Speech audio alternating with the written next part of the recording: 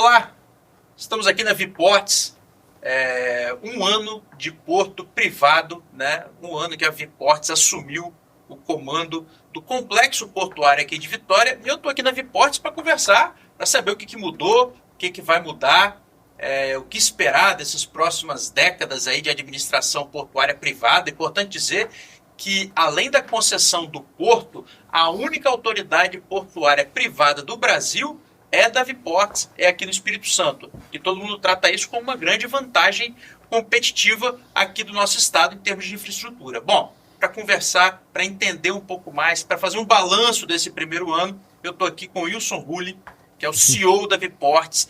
Wilson, bom, primeiro, obrigado por atender nosso convite, né? Acho que um ano é importante a gente marcar. E a primeira pergunta que eu te faço é o seguinte: qual que é o balanço desse primeiro ano da concessão? O que mudou?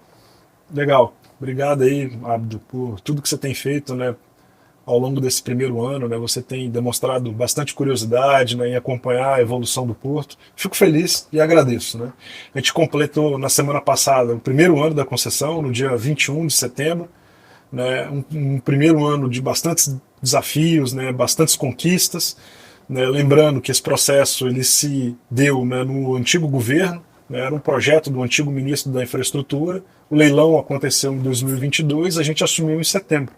Desde então, a gente vem tentando aqui, né, transformar o Porto de Vitória, né, num ativo mais competitivo que possa contribuir mais para a economia do Estado, né? O Estado do Espírito Santo depende deste porto, em vários setores da economia, né? E ter um porto privado, né, faz com que o Estado tenha mais ferramentas para poder destravar investimentos, né, ser mais competitivo do ponto de vista logístico, e é isso que a gente tem feito nesse primeiro ano.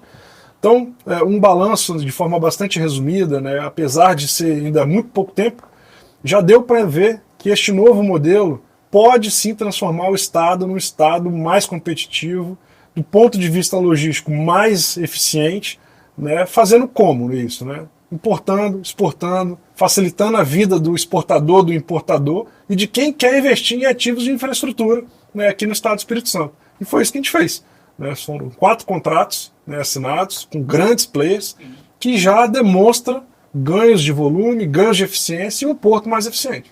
Vocês destacam muito nas conversas que a gente tem, né, eventos, entrevistas, 4 contratos fechados em um ano. Para fazer uma comparação, como é que era antes?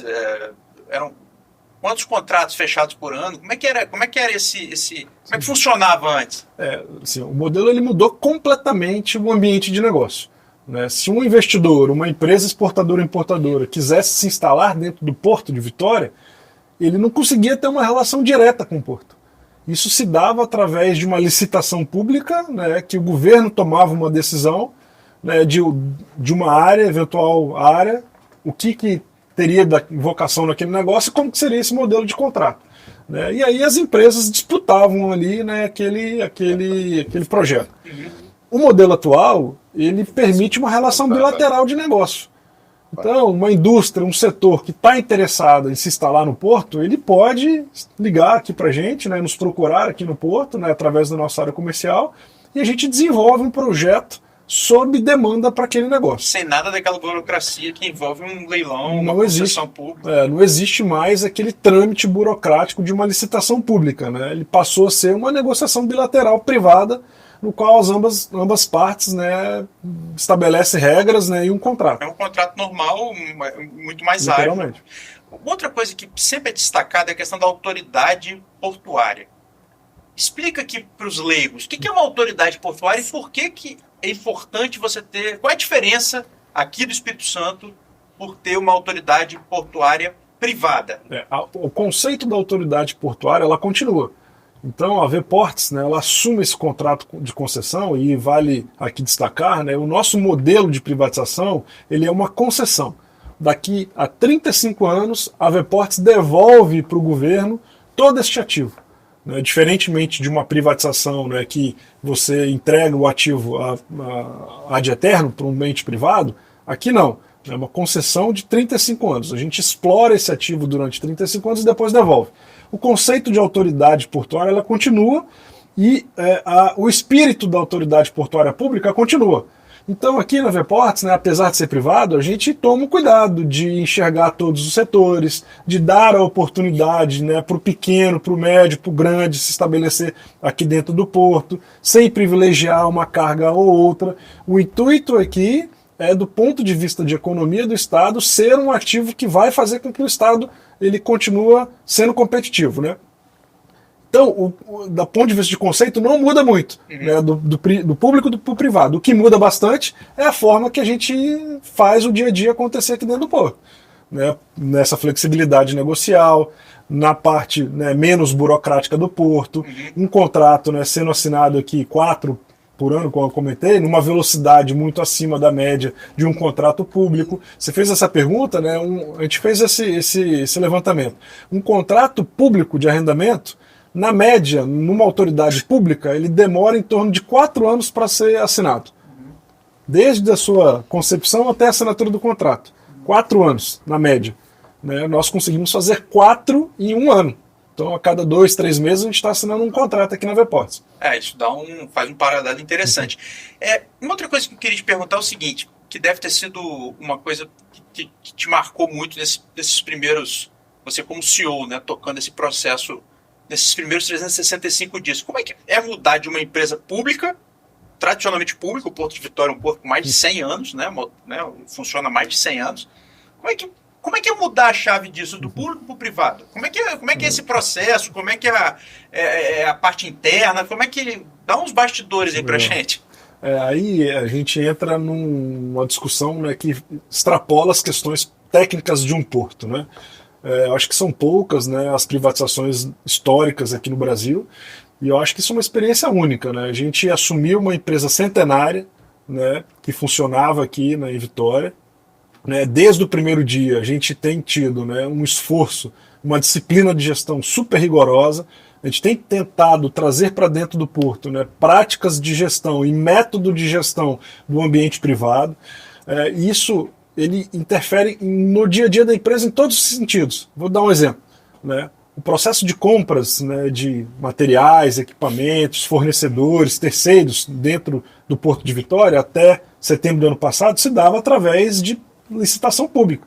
Né? O modelo público de se comprar, de fazer compras tradicionais. No modelo privado, não. A gente instituiu uma área de suprimentos.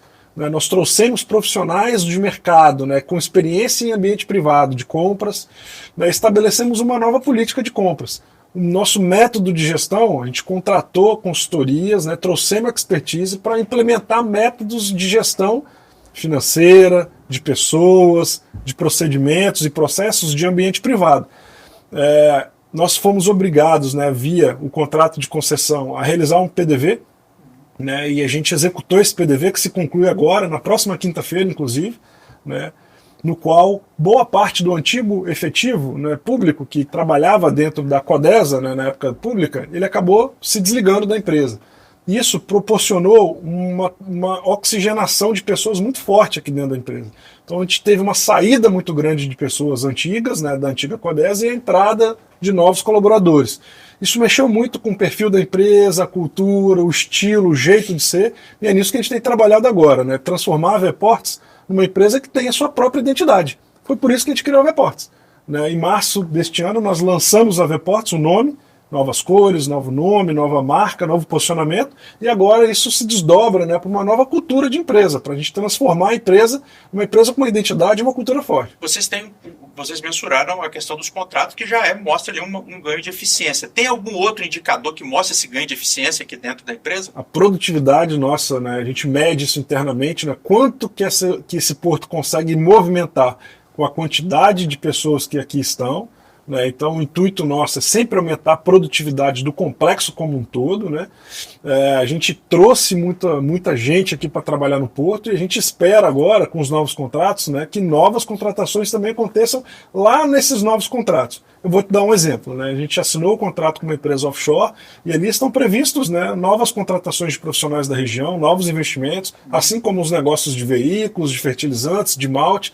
Então, a gente começou a monitorar isso agora, né, que é o ganho de eficiência do porto do ponto de vista de volumes e do ponto de vista também de atração de novos empregos e pessoas aqui para o complexo. Vou falar agora um pouco da parte operacional. Muito se fala que da capacidade do Porto de Vitória, da questão de que é difícil de fazer a manobra, mas eu sei que vocês estão fazendo alguns investimentos em cais, na boca de acesso. É importante também explicar esses jargões, tá, Wilson? Como é que está esse pacote de investimento de vocês? Por exemplo, a parte do calado. Foi feita uma obra importante ainda na época da Codese, que o calado chegou, se eu não estou enganado, a 12 metros e meio. Mas eu sei que também que vocês estão de olho nessa questão do aprofundamento. Como é que está essa parte da infraestrutura, do acesso principalmente ao complexo portuário que funciona aqui em Vitória e Vila Velha? Abdo, eu estou há 5 anos em Vitória, né, operando portos aqui, né, no estado, mas também já tive uma experiência passada, né, no Tubarão. Eu sempre acreditei muito nesse ativo, né? A gente ouve muito falar, né, que o Porto de Vitória ele tem suas limitações, que o navio grande não entra em Vitória, que era um porto fardado a ter um fim, né, por conta disso.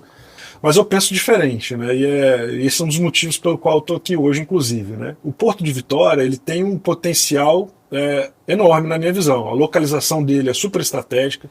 A gente tem um porto, né, que está central nas duas maiores cidades do estado, muito próximo dos centros consumidores daqui da região. Nós temos uma conexão ferroviária dentro do porto, né, ligando o porto de Vila Velha, ali na área de Vila Velha, até Vitória, Minas.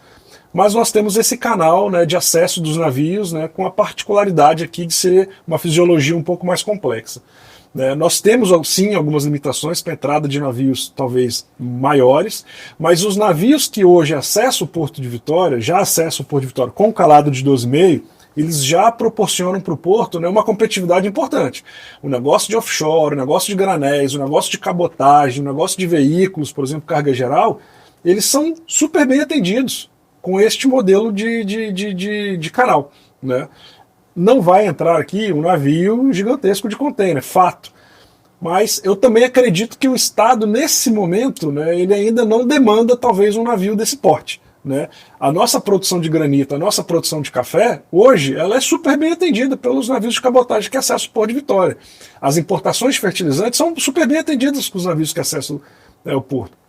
Agora, não podemos ficar parados, fato.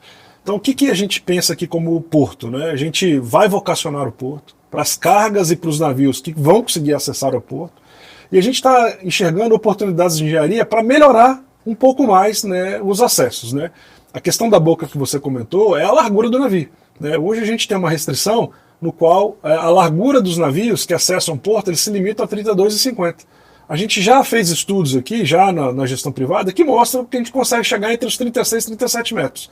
Isso traria um número de navios adicionais ao Porto de Vitória. Estamos estudando isso, né? Estamos estudando, né, a manutenção do nosso calado através das dragagens, né? A gente é obrigado a fazer dragagens, né, os ciclos de dragagem. Nós já vamos iniciar isso, né, de imediato, né, era uma obrigação da concessão.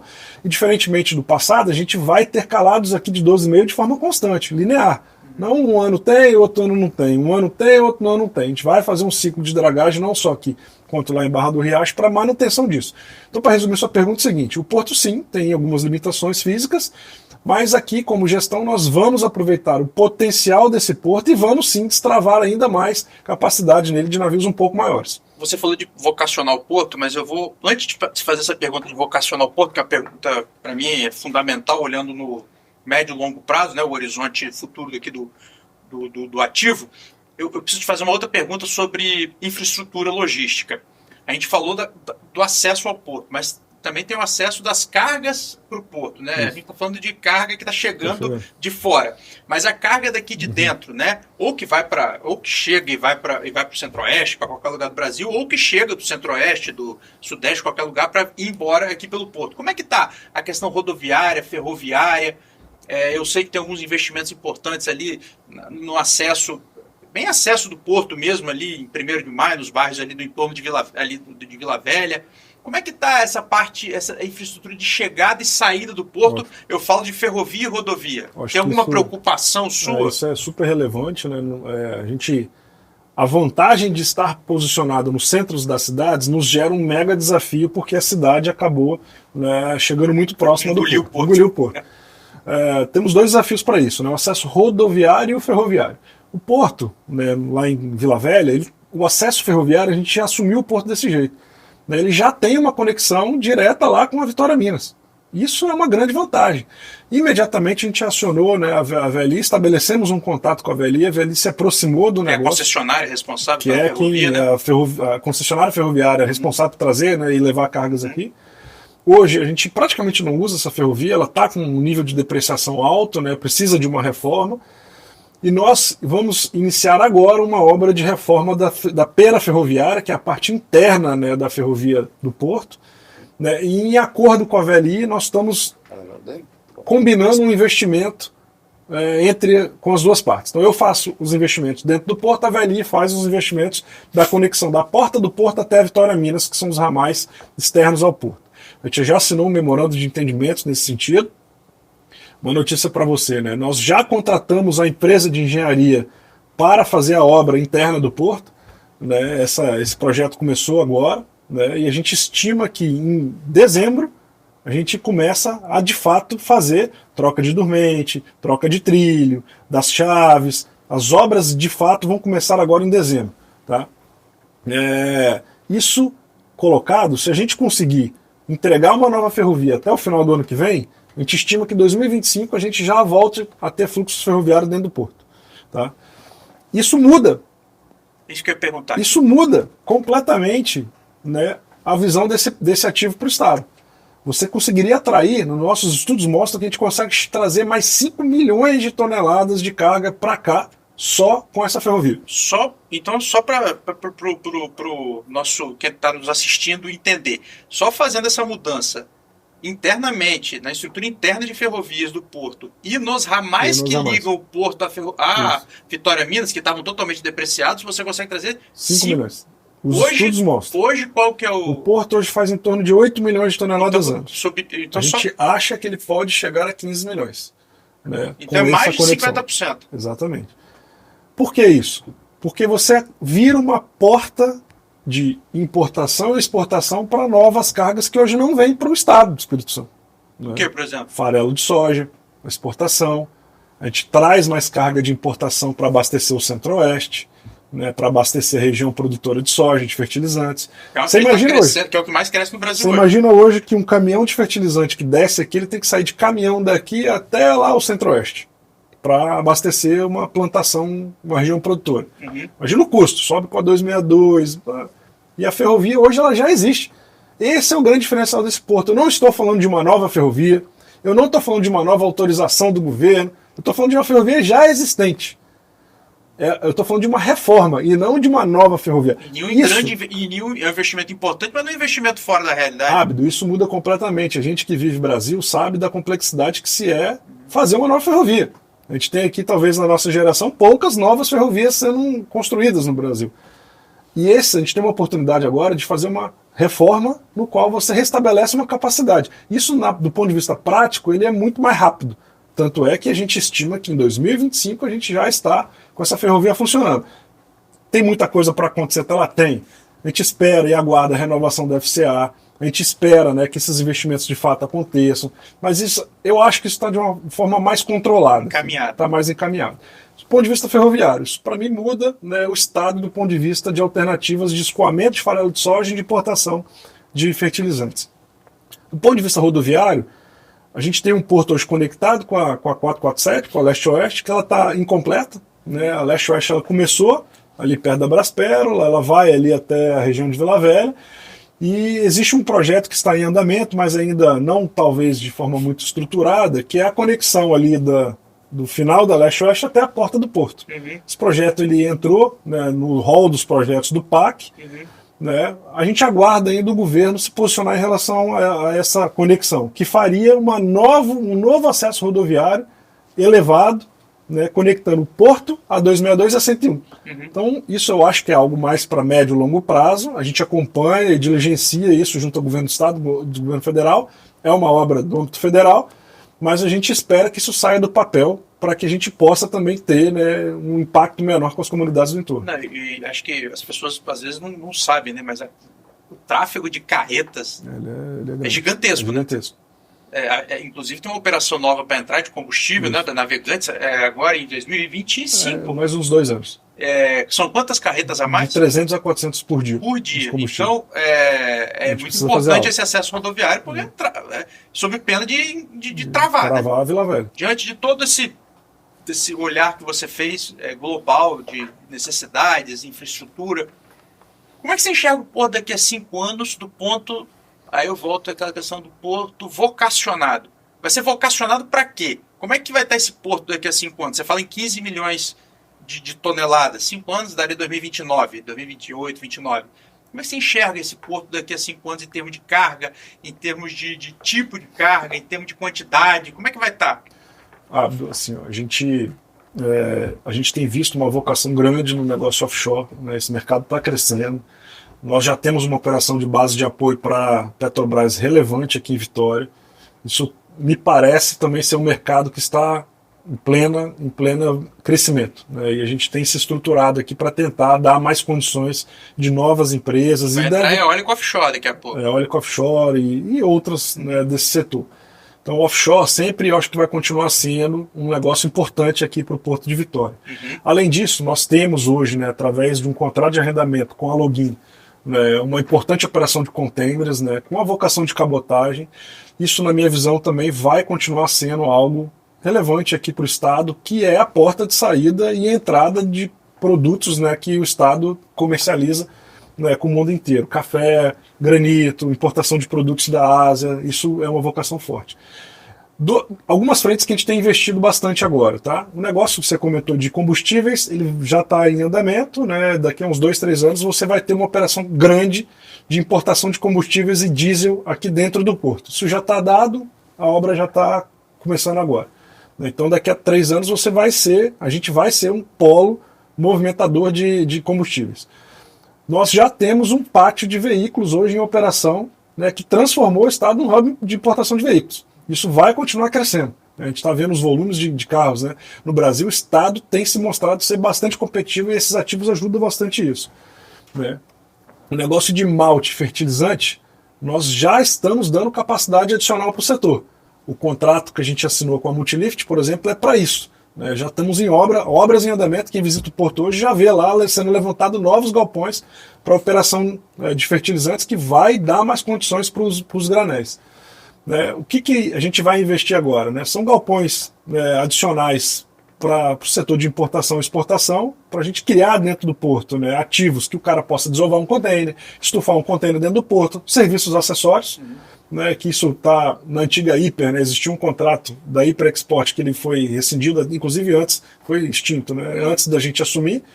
E a gente deve retomar uma operação semelhante, né, no curto prazo para isso, para voltar ao Estado ter uma capacidade em área primária para isso, né? E os negócios de malte, fertilizante, combustíveis sólidos, como carvão, escória e novos produtos, né? O lítio, por exemplo, a gente anunciou uma operação importante de exportação de lítio, uma empresa, né, a primeira empresa que está exportando lítio escolheu o Porto de Vitória.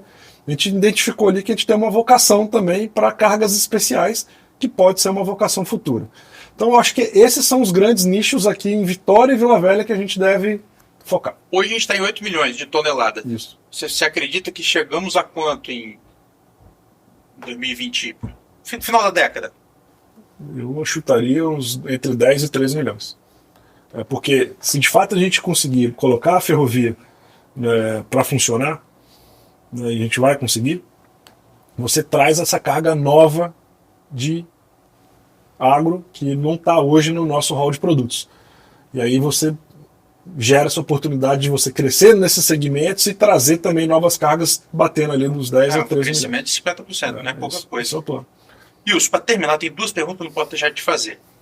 Primeira delas, vocês têm uma área de 1 milhão de metros quadrados lá em Barra do Riacho, que você tem lá Portocel, Porto da Imetame, Juron, que vocês têm uma área lá de 1 milhão de metros quadrados. Como é que vocês vão trabalhar essa área? Como é que está o horizonte disso aí? A gente assumiu, né, o porto com esse ativo também. A gente já tem uma operação do Transpetro dentro da parte da área, né, um contrato com a Veports, né, Ao lado você tem 550 mil metros de área disponível para isso, dentro já de uma baía abrigada, de uma infraestrutura já colocada. Isso também é um fator de competitividade.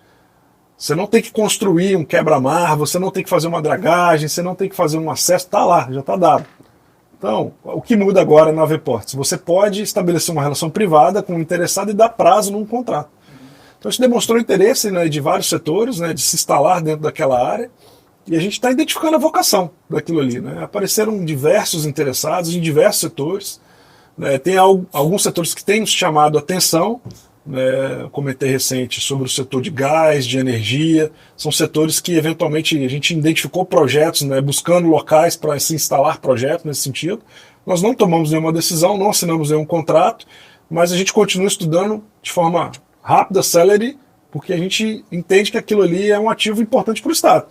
Né, e ter um ativo de infraestrutura ali que vai gerar uma competitividade para o Estado, outro setor de carga geral, outro setor de energia, outro setor de gás, eu acho que é importante a gente usar, né, desse modelo para isso. Em quanto tempo você acredita que a gente começa a ter novidades ali? Esse depende assim, do, que é um do ativo negócio. relevante ali, Depende né? do negócio, né? Tem uma questão ambiental que a gente está estudando também, de licenciamento, né, de como é que faz.